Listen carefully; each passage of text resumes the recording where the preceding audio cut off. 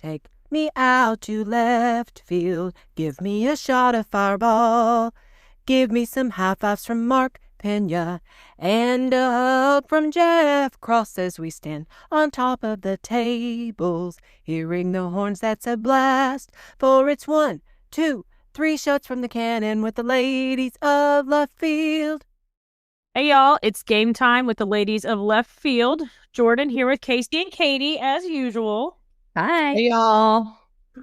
And, got kind of a week between some less than stellar Texas football, but at least there's a win. And otherwise, the college football world's a little wild. We get to talk to college baseball again today, and probably the biggest marquee thing, the Fall Classic is set. Katie, you want to take us away? Yeah, it's set. Like Jordan said, it's the Los Angeles Dodgers against the Toronto Blue Jays. The best series was the Blue Jays against the Mariners that made it all a 7-game series, and it was super competitive. I mean, the Mariners, when at first kind of looked like they were really, leading it. And then Toronto came back and started to make it really competitive. And the Toronto Blue Jays won. So outfielder George Springer, which I heard is the only Blue Jay who's ever been in a World Series in the past, and he was the guy who just hit a dramatic 3-run home run in the 7th inning of Game 7 to really send those Blue Jays to their first World Series since 1993. And I'll say this Blue Jays pitchers came in and really dominated the Mariners. When I watched those last couple innings, and it was there in Toronto. The Blue Jays fans were fired up. That stadium looked amazing and looked super fun. And the pitching staff is really kind of settled down. I felt bad for that Mariner who was like the last guy to bat. I mean, he swung on something that was like way out of the zone. I was like, oh, Mark and I were talking. We were like, you can't stand there and lose it, watching. So you kind of have to be really, aggressive and competitive at the plate. But it also sucks to go down swinging at a ball that was like pretty significantly out of the strike zone, So it's hard. I mean, those pitchers were dealing. So you definitely have to be competitive. The last thing you want to do is stand there looking at a ball and not even swing. So whatever. We talked, I think before last time, it was like the Dodgers and the Brewers we thought was going to be a competitive series because the Brewers actually swept the Dodgers during the regular season. And then, the Dodgers just came out and swept the Brewers, pretty easily in their side. World Series is set. Starts on October 24th. It's going to be interesting because the Dodgers have a lot of rest now. They only played 4 games. They did it quickly, and so they've been able to get a lot of rest. And the Blue Jays are coming off a really hard-fought, long 7 games, and kind of have to turn around pretty quickly here to play the Dodgers. So we'll see what happens. I mean, personally, I think I'm gonna cheer for the Blue Jays, just because I don't really think I want the Dodgers to win back-to-back. It would be the first team to win a back-to-back World Series since 2000. So, wow. Mix it up. I'm with you there. I've also finally gotten over my dislike of the Blue Jays in the whole Jose Bautista, Rougned Odor fight thing. I used to just have this dislike for the Blue Jays in my heart because of that, but I'm over it now. Oh, yeah. Well, and I also just 2 things about both of those series. But first, I also need to point out that how do you say his name? Shohei Ohtani. Had the ridiculous game on Friday night. Was it Friday night that he hit 6 scoreless innings and 3 home runs and the strikeouts? I mean, it was literally the greatest performance probably ever by a singular baseball player. And then I was going to say then we turned on the Blue Jays Mariners game in that 7th inning right before George Springer came up, and then and we were like, oh my gosh, but I was laughing when they interviewed him, and he was like, I'm so happy for our fans and our team, and he goes, in our country. And I was like, are you Canadian? Yeah.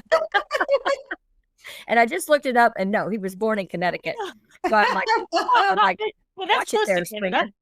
Yeah. I'm like, I can kind of guarantee I don't think you really care that much about Canada. So yeah, I'm like, yeah, let's go. So, but well, playing off of continuing with baseball, but sort of it's a combination of college and pros. Tony Vitello, the head coach for the Tennessee Volunteers, is leaving to go to the San Francisco Giants. And this is the first time a major league team has hired a college coach who has no major league experience. So this is quite the experiment, as if you will. And Major League Baseball is one of the main sports that generally doesn't dip into the college ranks. So this is also going to be another interesting thing just to see how it goes. But Buster Posey is the GM or whoever's in charge of hiring in Major League Baseball teams and stuff. But he did the hiring, and he said he's intrigued at Vitello's personality and his philosophies. So time will tell to see how this goes. Because you know what I say to Tony from the college ranks? Bye. I know. I'm like, yeah. But and then we have a friend source telling us that Frank Anderson, who's been Tennessee's pitching coach, has been with Vitello, I think, pretty much the whole time he's been there, may go as well.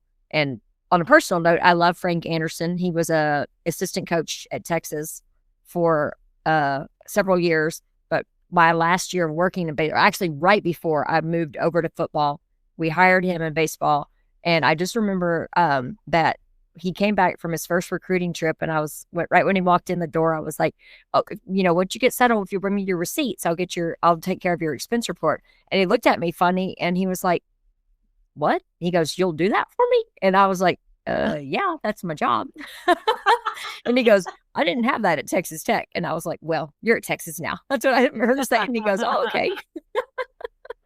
But I've haven't necessarily like kept up with him, but kind of via our buddy David Lowry. I've gotten to say hello, and I've always loved Frank. And he's very much a similar Spitfire as Tony Vitello. He just isn't on the camera as often, but he's very animated and what have you with his pictures to get them to get the best out of them.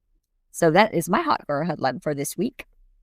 That's an intriguing is a nice way to put Vitello's personality. I'll say that is a very polite way to put it, because Tony Vitello, I feel like he's so polarizing. It was so polarizing in the college baseball world. You either loved him or hated him. And I definitely went from I thought it was funny at first, all his shenanigans and stuff, then you kind of get tired of it after a while. But I will be interested to see how that translates. It was funny 2 years ago when I loved his shenanigans when they beat A&M. But I wasn't, when it came closer time when we had to play him, I was like, okay, you need to settle down there, dude. Back in, right? Well, staying in the college baseball realm to get me to my hot girl headline, Florida baseball just announced that Kevin O'Sullivan will be taking a leave of absence from his coaching duties. He's dealing with a personal matter. So I haven't seen when he'll be back to coaching responsibilities with the team. So that could be interesting, because Florida's obviously almost always a powerhouse. But their AD, Scott Strickland, is having a week. Because they also fired their head coach on Sunday. So Billy Napier is out at Florida. Wide receivers coach Billy Gonzalez is in. And I know we kind of talked before we started recording about the timing. It just feels weird because they just beat Mississippi State, which that's a whole other thing to get into since that's who Texas plays this week. But the only thing that I could think of is because they have a bye week. So give them, 2 straight weeks without a game in the middle. But why not fire Napier, I don't know, a few weeks ago, or ride it through to the end of the season at this point? It feels weird to fire your coach after a win, even if it was a 2-point win against a whatever team. Just so weird timing. Yeah. We are in a strange world of college athletics, that's for sure. Definitely a different time. Yeah. We all agree. It's weird. I mean, I get it. Maybe if you're like looking to recruits or keeping guys and like, this is not our standard. We don't really, we don't care if he wins against Mississippi State. We demand better. We're going to even show you and prove to you that we demand better. So stay at Florida, and or recruits come here because we are, I don't know, proving that this is not our standard. I don't know, but we'll see. Yeah. And that'll be interesting. I'd like names that are floated. Excuse me. The only name I saw floated originally was like Lane Kiffin or something. And I still don't know if I see Lane leaving Oxford. No, I don't see set up there. So he's not leaving Ole Miss to go to. No. I mean, you're already in the SEC. Yeah, you're already at an SEC school. So, and you've already, things are going well for you where you are. So, yeah. I don't think Lane's, unless he's going to a bigger name school, a much bigger name school. Yeah. He's loving doing hot yoga with the sorority girls at Georgia or in Oxford, wherever he can find them. But I'm sure there's some in Florida. But I think Lane is living his best life right now in Oxford. Lane's thriving right now. Yeah. Yep. Well, speaking of beating Mississippi State, maybe we should go ahead and address what Texas did this week. It does or does not, in my case, does not give me a lot of confidence heading into that Mississippi State game after this week's performance against Kentucky. Y'all, at one point, I literally was like, Mark was like, it's okay. And I'm like, we can't score. We don't have a epic That's offense. Not okay. Horrible. I was like, I don't care. I was like, I don't think we can score points. That's exactly how I felt. We're going to win.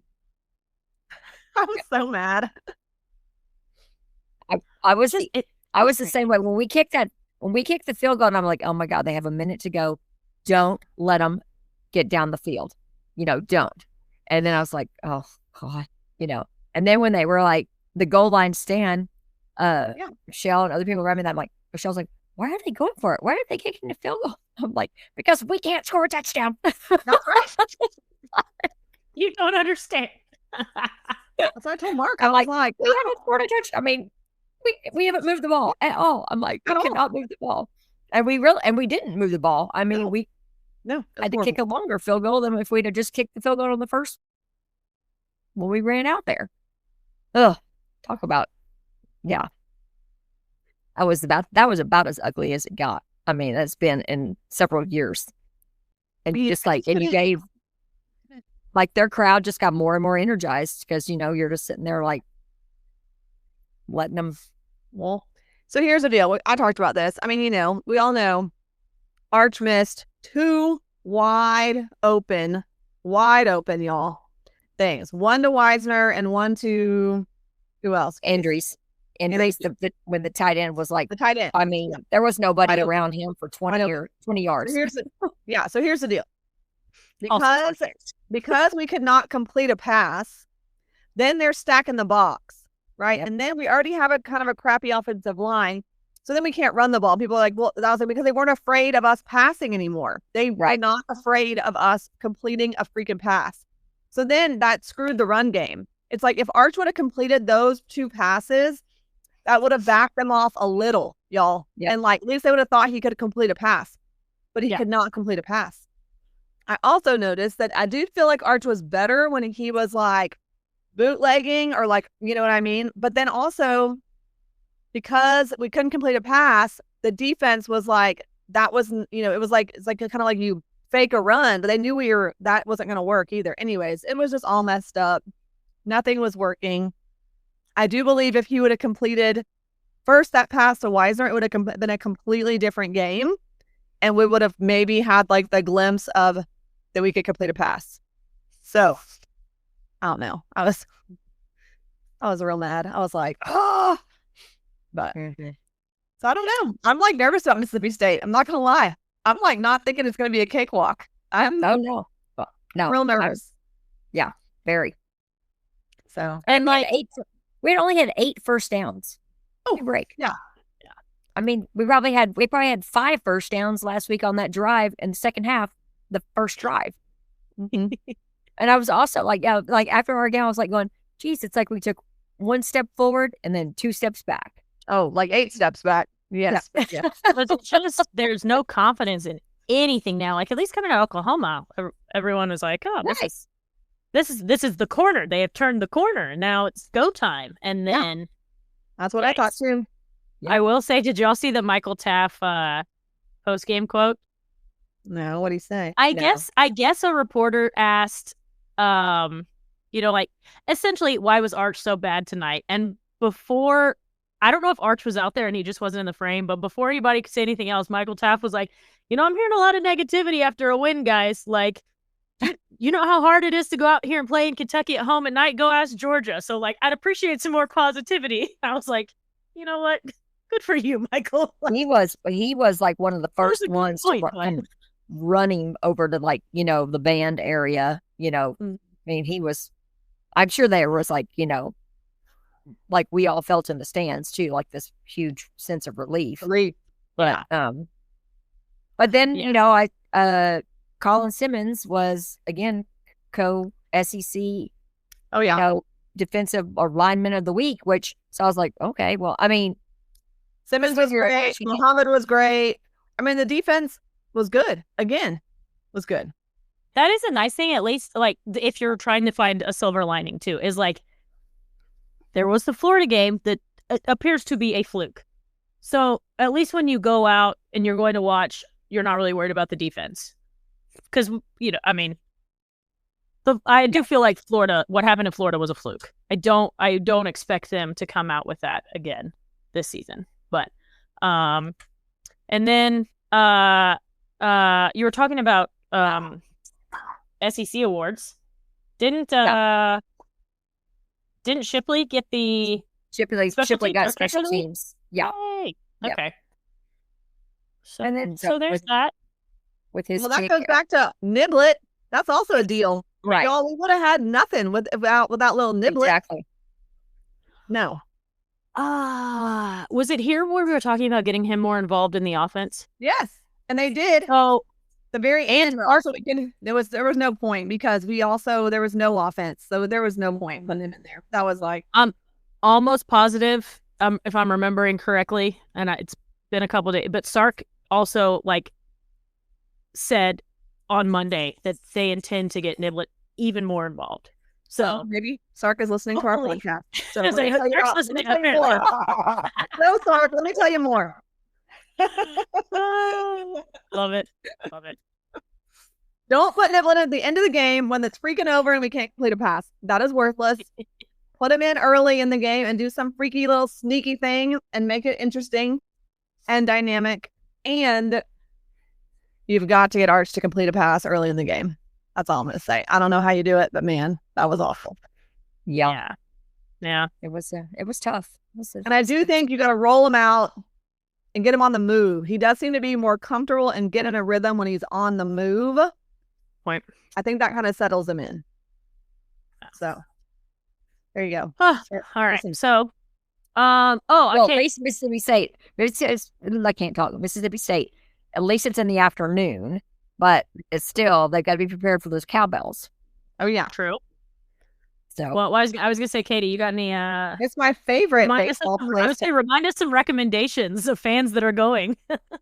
Well, if it was I don't know what to do because the baseball stadium was just awesome. And you eat your life away in there and everybody feeds you delicious food the whole time.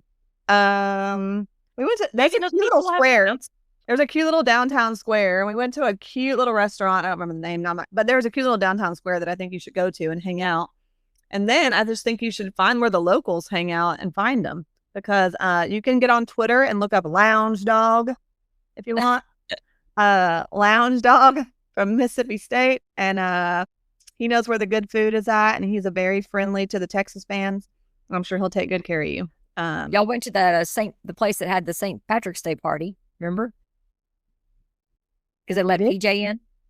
Oh yeah, Was Diane? Was that the place that Diane danced? Yes, that place was great. It was like connected to like a motel, not a hotel. Let's be real.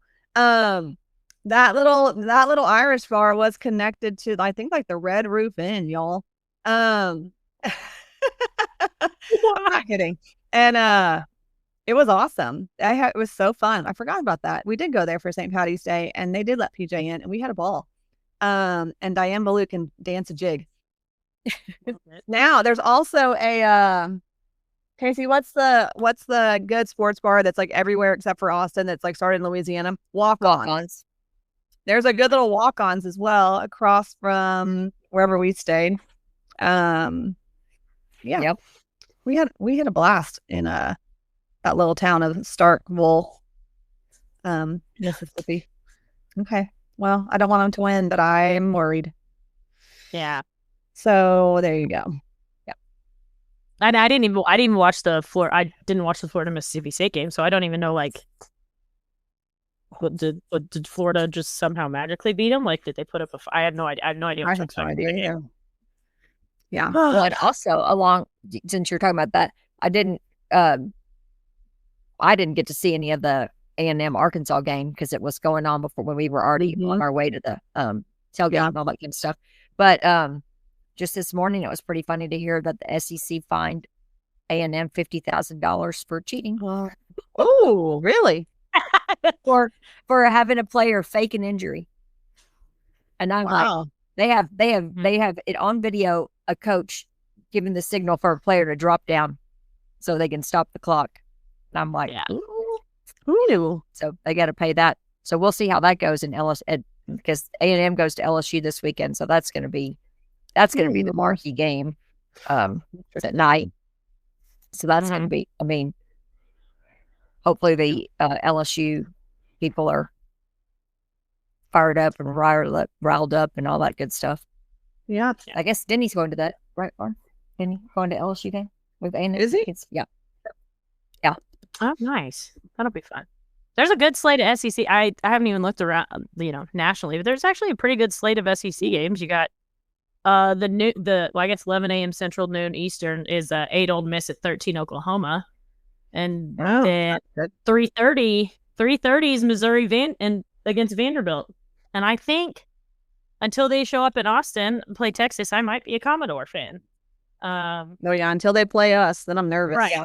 But then again, you gotta flip it on your head because now, like watching that, I'm like, oh dear. They come to Austin. They go to Austin, right? Yeah. So I like that for that program, and it's kind of fun to see a Vandy do well. Yeah, they have game day there. That's I heard that was another big deal. Like first time that it's ever been game day at Vanderbilt. Which I don't know, because I don't know. They might have had it last year. No, they didn't have it last year when they played Alabama, because that was a shock that they beat Alabama. Mm-hmm. But because then the people on my radio show were talking about they weren't sure like who would be their guest picker. That's such a good point, though. There's not that many like super marquee people out there. Apparently there's a Vandy baseball player, but he's on either the Dodgers or the Blue Jays, so it would be too hard. I mean, they'll have played. Yeah, my brain was going right there. I was like, there's got to be some Vandy baseball player that could do it. The other thing, I guess, being like a Nashville town, maybe there's some celebrity that lives in Nashville, adopted Vanderbilt as their team, but maybe they'll. Yeah, didn't Dansby Swanson go to Vanderbilt? Swanson, he did, yeah. So and I know he's. But he's already out, I think, whatever team he played on. Oh, maybe he did. Or, like Kamar Rocker, Jack Leiter. I think those are both Vanderbilt guys, right? Yeah, I want to say that Jack Leiter might be on one. Is he on the Dodgers? Leiter was on the Rangers. Something has changed. Otherwise, both of them were on the Rangers roster last year, I think. Yeah, so definitely Leiter. Yeah, I don't know. There's got to be a Vandy baseball player that could do it. Yeah. They were too good for too long to not have someone available. Right.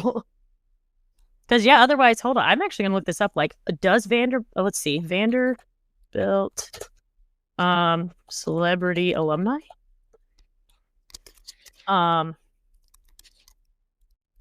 James Patterson, the offensive writer. Oh, interesting. David Price could do it. That's funny. I don't think they're going to ask for Roseanne, but I guess Roseanne. That's funny. Okay, so there are some. Like, Yeah, so there are some. Al Gore. Oh yeah, I heard that one. Yeah. Anyway, so okay, so they got options. They'll find someone. That will be interesting though. To see who they come up with. But like SEC, just do our standings update just because I like to do that. As you're tight, because like A&M and Bama are undefeated in conference play. They're both 4-0. Georgia, Ole Miss, Mizzou, Oklahoma, Vandy, Texas are all the one-loss teams. And then you got like LSU, Tennessee, Florida. Or Florida, they're still kind of up there. Like they're not even at the bottom of the barrel. Oh well. Mississippi State is does not have a win in conference play yet. So let's just hold on and believe.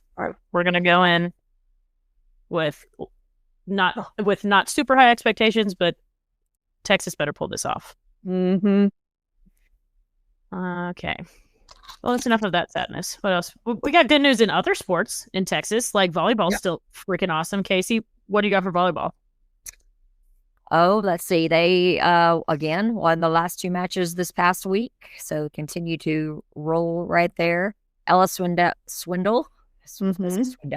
Ella Swindle was SEC co-setter of the week. That's the 2nd consecutive week for her, so that's really good. They're on the road this week at Ole Miss and LSU, and then this was something that I even hadn't really known about until a couple of weeks ago. Is that there's an SEC volleyball tournament at the conclusion of the regular season.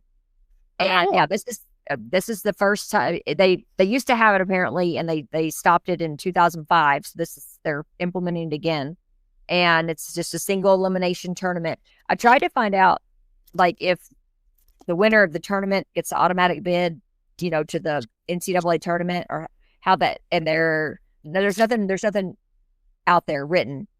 I guess I'm thinking of other sports, because you would think, isn't that normal? Like any team that wins their conference for other sports anyway, for other NCAA sports, if you win your conference tournament, you're into the postseason, right? Yes, but it's kind of, I don't know how many teams get into the NCAA, the volleyball tournament, because you have a first round and a second round, and then you have the regional, and then I think you go.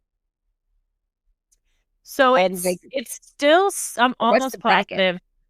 I'm almost positive it's still, so hold on. I can look this up. There's no reason for me to guess. So it is 64 still. Okay. But you just do like how they do it. I think they send each host school, each of the top 16 seeds hosts 4 schools. Right. So then it's like you do like a little mini bracket for each of the 16 seed host sites, and then then you just proceed on through there. I mean, obviously, we're going to make it unless something catastrophic were to happen, and it wouldn't matter if we were the champion of the tournament or whatever. But but still, because I guess Sunday night was getting home and watched the end of the. Against Oklahoma, and those were tight, but it's like our team just doesn't. They don't seem to get faced, even if they're behind, and the other team is at 20 or 21. They just kind of keep on rolling, and next thing you know, they've tied it up, and then they're the ones with match point or set point or all that stuff, and it's like, geez. Yeah, it was so fun. We went on Friday night.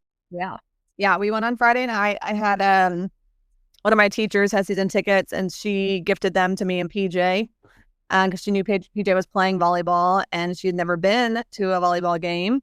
So, and then we just, hers are GA tickets, which is lovely, and it was great. And then so we just bought an extra one for Mark, and so he came too. Y'all, it was awesome. We only got there like 15 minutes before the game started. Plenty of good seats in GA.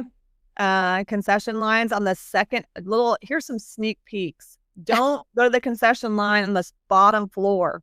It was like 50 people long, but you go up one level in Gregory, and there's all these little concessions everywhere, like in like little closets and things. There's also a bunch of little bathrooms that are all I had no idea nobody's in line for. So you do that, and there was like 5 people in a concession line, and they have everything. There's like running stuff up there. They had hot dogs and corn and like corn, popcorn and pretzels and the whole thing. So it was lovely. And so we did that, and then we waited in line for concessions, and then we went and got a seat, and we sat like great, and we had it was so fun. And Gregory, you forget how small it is, y'all. So it's like there's not a bad seat there unless you're behind those poles. You have to. It's also so like there are big old like rafter things that are blocking like legit views, and so there's part of the stadium that's just like not even like watchable. But yeah, so we had a great time, and PJ was so into it, y'all. She was so how did she do?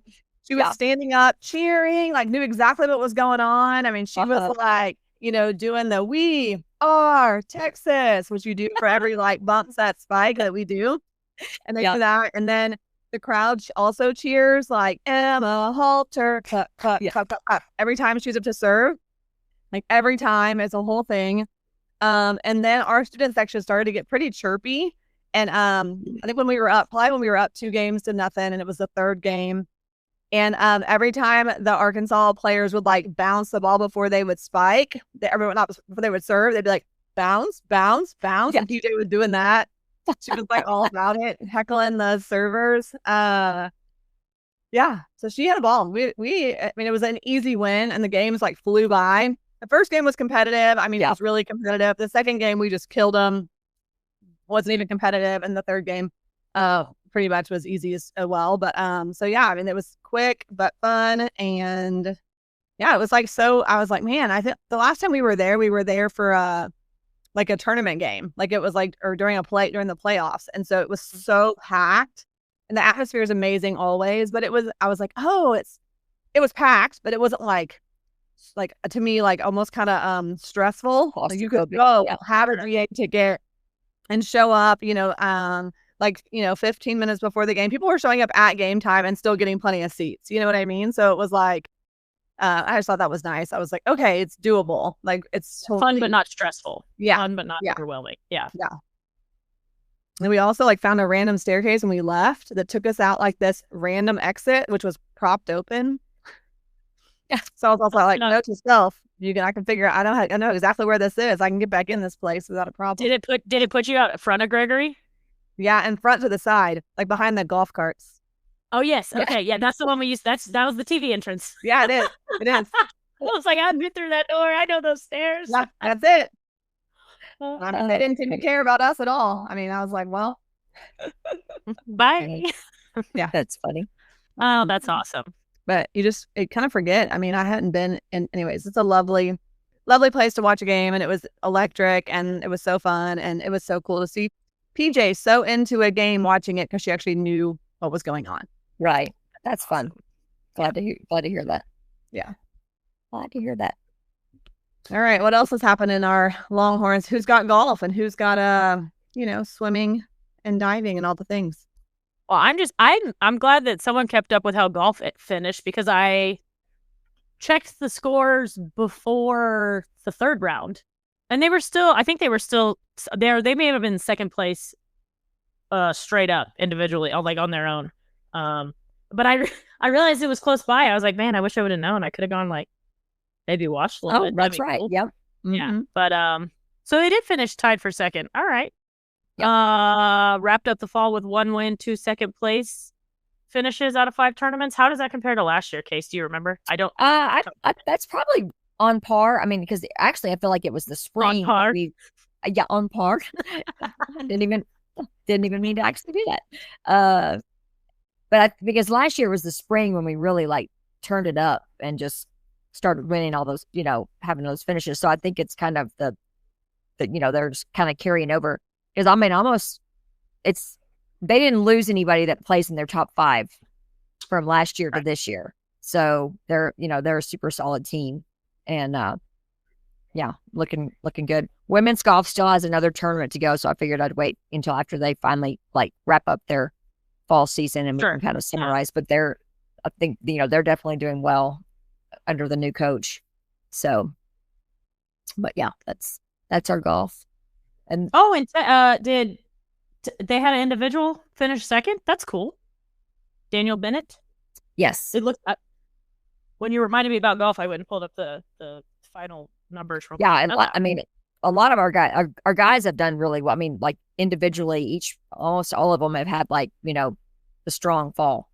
They've definitely had one good tournament. They kind of like spread it out. It's not like one guy is carrying the team, which is great because then yes, like right, because that really doesn't work for you down the long run, right? When you're doing team scores, yeah. So, okay, oh nice.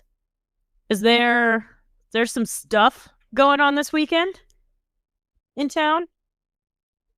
Yeah, there's like 3 different things that are like just if somebody's looking for something to do and they're free. Beach volleyball gets started. This is actually the only match they'll have in the fall. They're playing Tennessee, and that's at the UT intramural fields. Friday at 3, Saturday at 8 a.m. It's a little early, but I guess get your day going. Start at 8 a.m. and then just And men's and women's swim and dive teams are also have a meet against Tennessee, and that's at the Jamail Swim Center on Friday. And then soccer is going up against Ole Miss on Sunday at Myers at 2 p.m. And the swim stuff is at 5, I believe. It's the actual the not the prelims, but the finals. So y'all, sad soccer news. This is the last week of This is the last week of.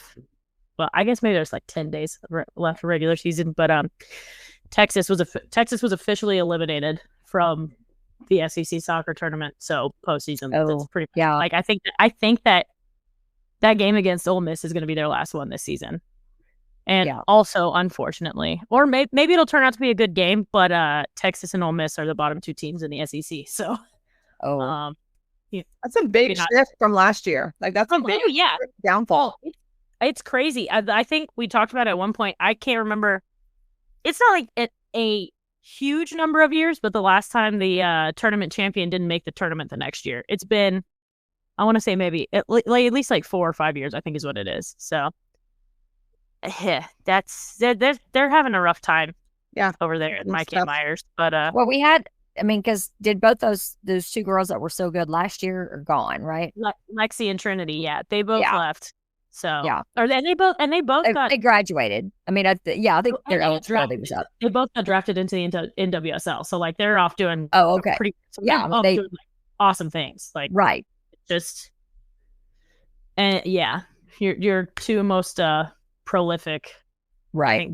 They were trying to gel with a pretty new team this year. So we'll see what happens in the off season and on into next year for Texas soccer. But so that Ole Miss match is going to be their last match this season. And men's and women's basketball, I don't know but they're kind of getting. I mean, they're was right around the corner for them getting started. Mm-hmm. I think women's, they've had several exhibition games. I don't know if those are. I haven't kept up completely on that just because it is, whatever. For me. I think maybe it's only because I remember because I looked at it for last week's show, but I think maybe this is their first, like, true fans can go, going to be an I also got an email from Texas Sports. It was like, hey, show up for game day. It's an exhibition game against. Oh, yeah. Who is it? Lubbock Christian. So. Okay. If anyone wants to go get your first glimpse of the team. And I think I saw something where Madison Booker is like the preseason SEC player of the year, maybe, or maybe even just. Or yes. It may not even be SEC. It may be straight up. She is definitely SEC, preseason SEC player of the year too, though. And something about maybe our women's team also came out today that they might have been, the coaches selected them as the preseason favorite. Let me look. Hold on. Let's see. No, the head coaches. Okay, so the head coaches selected Texas to win the SEC, and then South Carolina, LSU, Oklahoma, Tennessee rounded out. Yeah. Well, that's our around the horns. I was like, that's Sad way to end it, but that's fine. We're gonna hope for the best this weekend with our football team and see what happens. Maybe real quick, we should also just end on a positive note that our Cowboys looked pretty damn good. They did. Yes. Yes. I was like looking. I was joking that I was like trying to look up Dak's fantasy numbers because he keeps killing it. As Mark told me he would to start that, and I was trying to freaking draft him, and I got put on auto draft because I didn't have any service, as we've talked about. But then my Bo Nix went off for like 1 million points, which I don't really need. Still don't know how that he actually got all those points, but I took them. The only reason why I won, I still won by like 5 points, y'all. It was ridiculous. But the rest of my team is so garbage that even with Bo Nix, that game was like ridiculous. Even watching y'all want to know something funny too? I actually was at the Giants bar in Charlotte with my friends watching that because I had a soccer game on Sunday, and I was leaving. The Giants bar was kind of close to the office, so I went and met up with some friends from work who are Giants fans, and man, watching them go through that adventure of how that game ended, it was like Giants would score, the bar is freaking out, they're playing I don't know if the Giants have a fight song or if it's just like a song about New York and everyone has adopted it, but they're playing it, everyone's screaming, lifting each other up, jumping, and then Denver would score and everyone would be sad. And the end of the game, it cleared out so quickly. It was literally like clock hit zeros and the place was empty. Well, I was laughing that Michael Strahan afterwards was just like, I mean, he was like physically devastated on the like set of like yeah. I mean, he was just like, that was something. Well, I didn't have school carnival, so I wasn't able to watch any of it, like any sports at all, really, on Sunday. And PJ had dance, and then we had our school carnival, but I was just like catching up on like people were texting me about Bo Nix, getting 1 million points, and when I saw like the highlights and I saw even like I was like, how did he get all those points? I still really am kind of confused, but that's fine. And then the game was up and down. It was crazy. Well, and then that's the Cowboys have the Broncos next. Oh, so do we? Yes, and playing at Mile High. But my hope is that maybe they're like that was so emotional. Right, that writing those emotions. Be on a crash curve, kind of thing. So, but I mean, back to the Cowboys. That was by far our best game of the season. Solid all the way around. I mean, all the way around. With the defense getting turnovers, making things happen, and then now CD back. We got CD. We got Pickens. We got everybody. Turpin back. Cowboys were back. Aubrey with the 61-yarder or whatever it was, and so that I believe he's got 5 now that are over 60, which is the most in he says has the record, the NFL record. And he just looked confident doing it. It's like, no big deal. It's like he just goes out there and right down the middle. I mean, not even like it's wavering. Well, that's the thing is they're all like on target too. It's not like a dicey like eking in one of the sides. It's like and it's like it's like 5 yards extra. Like it's not also just like creeping over the crossbar. I mean, it's like with room to spare. I love it. Yeah. And our boy Demarion's supposed to be coming back to practice. Oh, good. Yes, I saw he practiced on Wednesday for the first time. So first time in 317 days that he's practiced. Wow. Oh, my gosh. Yeah, I think he said he'll be back November 16th, the Monday Night Football game against the Raiders. So that will be so nice to see him back.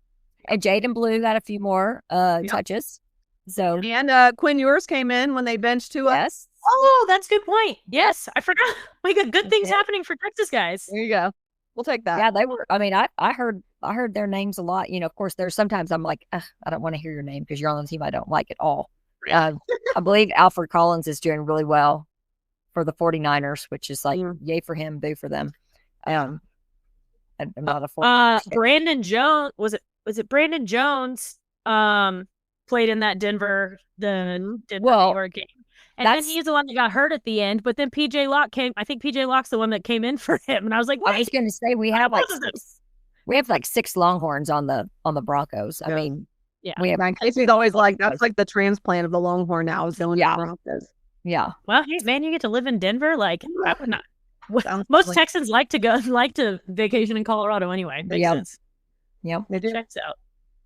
So that's and then just like real quick, like the NFC East. So with that win that we got, I mean, we're only one game behind the Eagles. I mean, they're 5-2. We're 3-1. Commanders are 3-4, and the Giants are 2-5.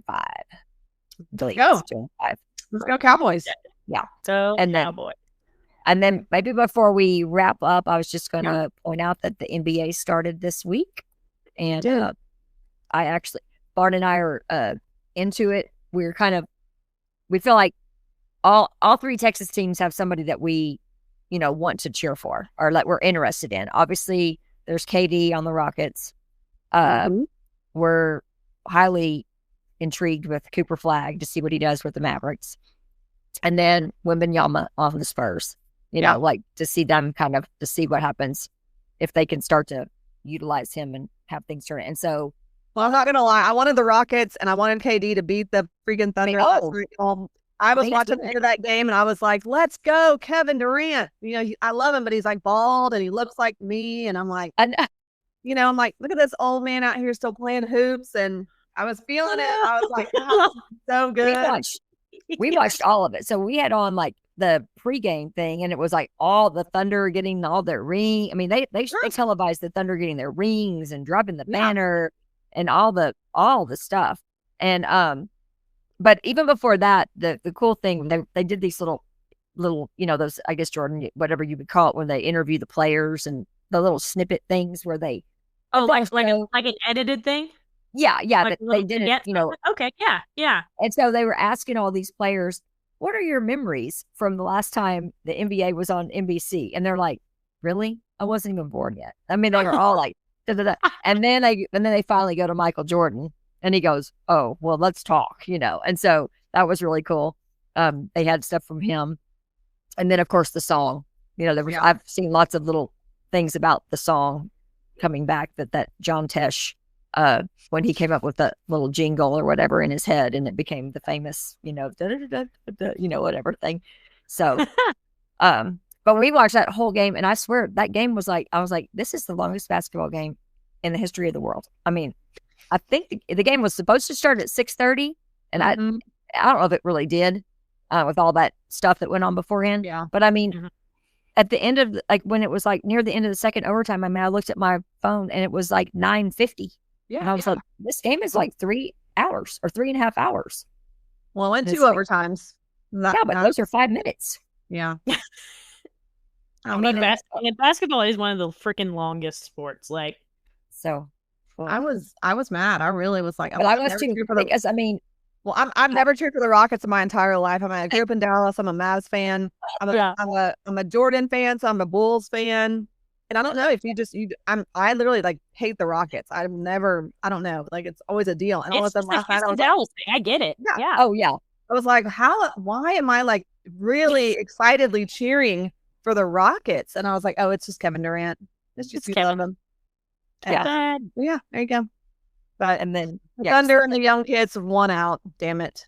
Yeah, and they're trying to become the next dynasty team. So we'll see if that works. But anyway, I mean, I'll be for the Mavs tonight unless something random.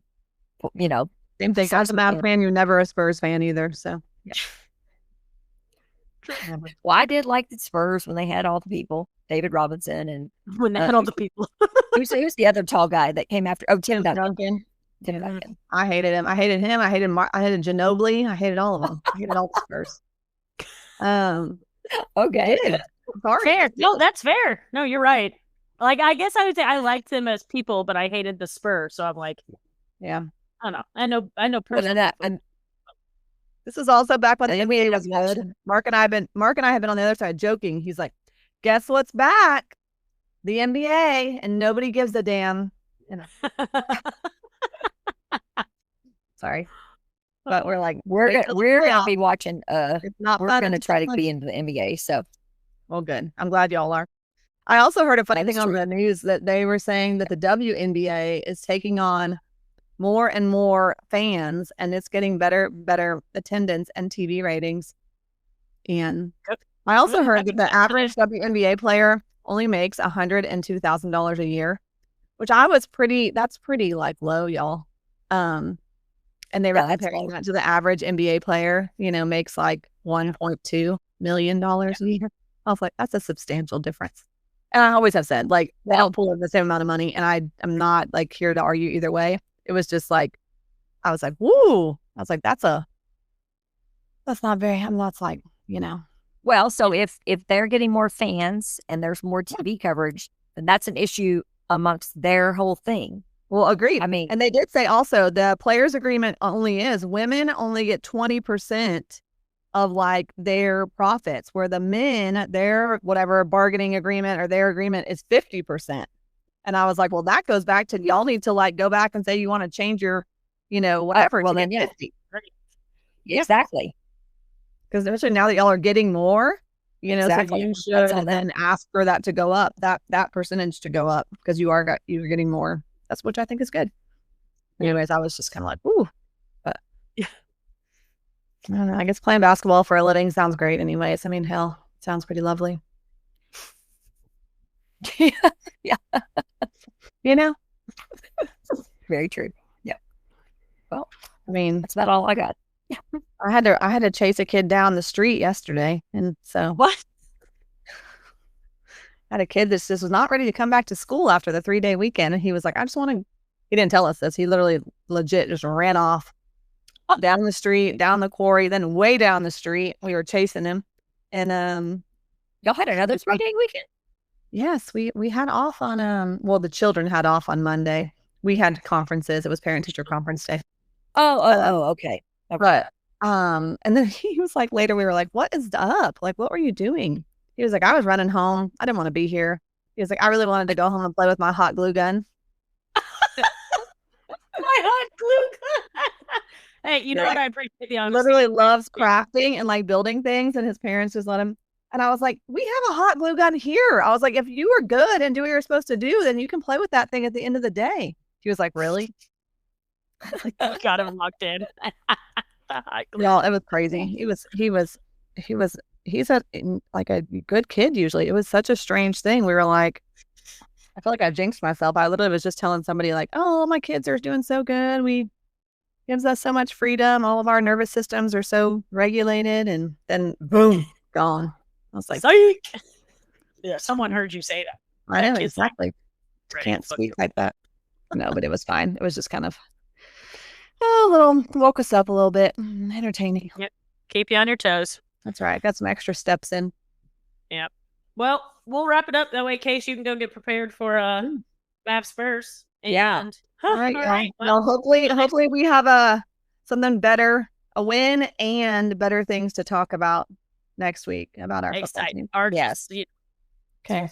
6 touchdowns. Oh, well. Yeah. Send it. Speak it into the universe, Jordan. Good. Yes. Okay. Manifesting. Yes. Okay. I like it. Sounds lovely. All right. Y'all have a good week. See y'all in left field.